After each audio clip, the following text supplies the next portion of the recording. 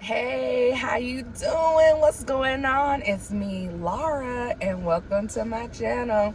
This is not a dream. It's really me. It's really me, y'all. So, shout out to my friend Plus Size Barbie because I've been seeing her doing her big one, and I'm like, I gotta do better. I gotta do better. So here I am doing better, and I'm starting off this video for you. And if it's posted, if you're seeing it, that means that I followed through, made a video, edited a video, and now uploading it. So it is so good to be back. I wouldn't say life has been lifing, but I guess it has been lifing, but not necessarily in a bad way. Life has just continued. It's been going on, and I don't really feel like I've had the time that I need to make a video, but you know, they say you make time for the things that are important to you, and so I am making time for you all that are important to me. And I was reminded to make a video because, you know, when you're a YouTuber, your channel can be monetized, and I just received a check from YouTube like I do every month because y'all still watch my videos. Like, that's awesome. So thank you for watching. I'm gonna take you with me for the rest of my day, talk to you all a little bit about where I've been, what I've been up to. But now we're gonna go have lunch. As you can see, it's raining outside. The fuck? It's raining outside, so I'm gonna put my jacket on and my hat because, you know, I can't get my hair wet. Nobody got time for that. So y'all come to lunch with me. Hey everybody, what's going on? It's me, Laura, and welcome to my channel. I know it's been a while, and in the previous clip I started to tell you that I would tell you what's going on, but then I didn't. I got a little busy, and that was that. So join me as I cook myself some dinner. So currently I am in a hotel that has a little bit to do with like kind of where I've been. So I know it's been over a year since I made a video. So as you all know, I've been at home in Dallas working. That's kind of where I've been living. I moved back in, I think, 2020. I'm back from Kansas, and I've kind of been there working. And I don't know if I ever shared with you all really what I was doing at work. So I was working for an organ procurement organization, and I worked in the role as a family care coordinator and a hospital services coordinator. So what that means is I basically worked with families who were making end-of-life decisions and educated them on the opportunity of donation, whether their family member was registered or not. If their family member was registered, I talked with them through the process and helped walk them down that road.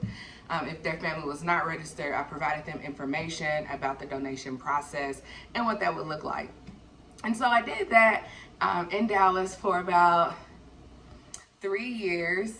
And then I also changed positions to do hospital development, which basically means we work in the hospitals and educate the hospital staff on organ and tissue donation and make sure that they're compliant when it comes to CMS. But that's a lot that y'all don't really probably even care about. So I love the job that I was doing, but I wanted more opportunities, right? Because that's just me. I'm always a person who wants a little bit more than meets the obvious. So one of my friends told me about an amazing opportunity of traveling and doing the same job.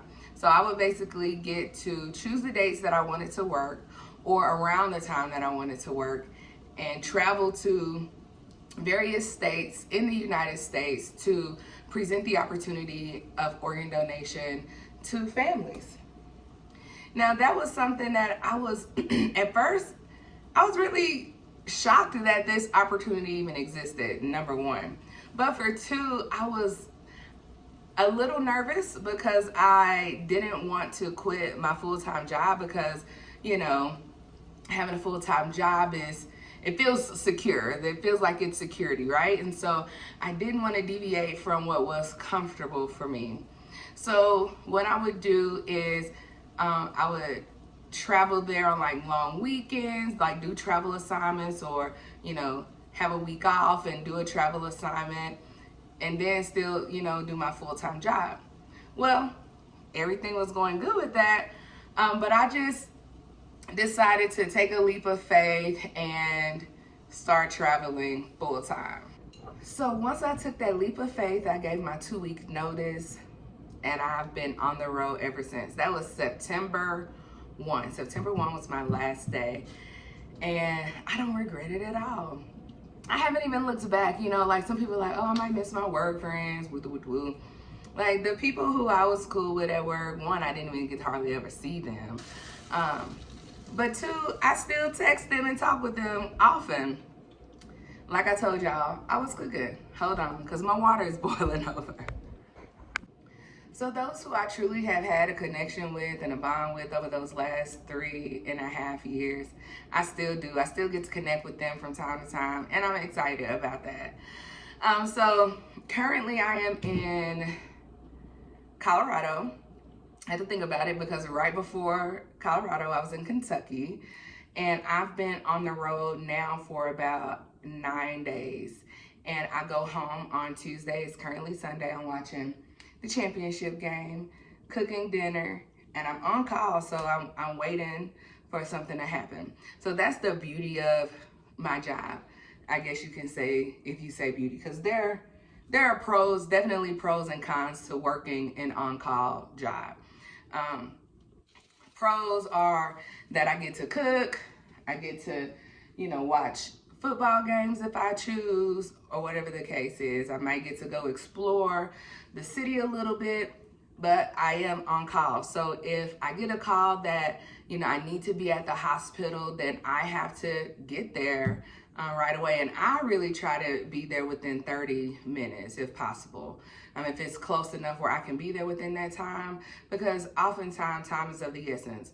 I know a lot of us probably know someone who's waiting for a life-saving organ transplant.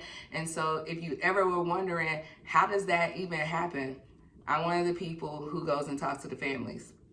So I try to make sure that I'm super supportive of our donor families, super supportive of what they're experiencing, because they are experiencing a loss, and no loss is insignificant. And so I really want to make sure that I am pouring out to these families, because without them and their loved one given that incredible gift of life, then literally people will die. And so I just feel so blessed to be able to do this in this capacity. So I'm super, super excited.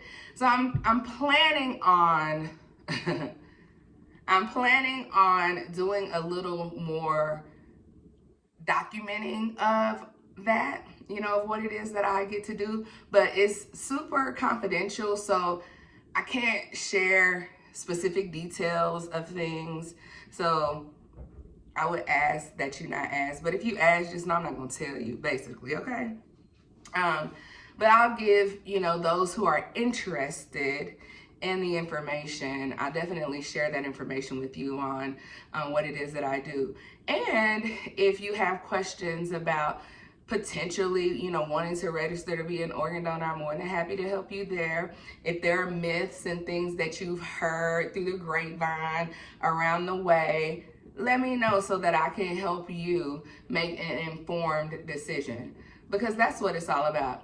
Again, I understand that donation is not something that everyone wants to do, and that's fine. But the thing is that in the Black community in particular, there are a lot of myths, and rightfully so. There have been a lot of things that have happened in history regarding healthcare, and Blacks, African Americans, whatever you want to call us. I'm Black. And I want to make sure that my people are educated and that they're educated properly, because we, people who are Black and brown, are most represented on those who are waiting for a life-saving gift. So we're the ones who need it the most. So I think it's so important for us to be educated about donations. So please ask questions. I'll come on periodically and talk a little bit about that, but I also do, you know, regular vlogs and stuff. I don't think that my life is that interesting, but people around me are like, why aren't you documenting this? Like, because I just came from the Dominican Republic for my birthday. I didn't get a lot of videos and stuff because I just really try to enjoy the moment. Having this job and working in death and dying has really challenged my mind to live in the moment and focus on what it is that I'm doing right now and enjoy life and live life to the fullest. I have a new perspective on life, totally new perspective since having this role and starting this career and this career journey.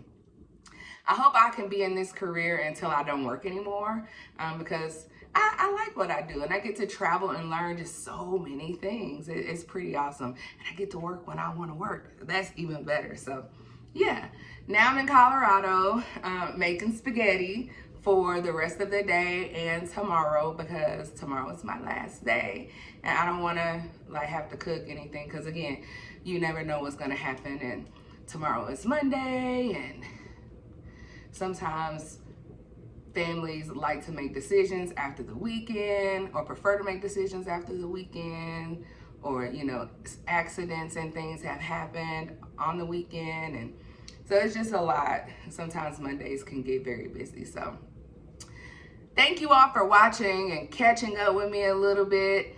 I'll be back later on this week. I go home, so I'm gonna do my best to make a little video. I got something kind of cool planned for you all. So make sure you continue to watch. If you have questions, drop them down below and I'll be more than happy to answer them for you. Y'all have a good day and Happy New Year. Damn, it's 2024 already.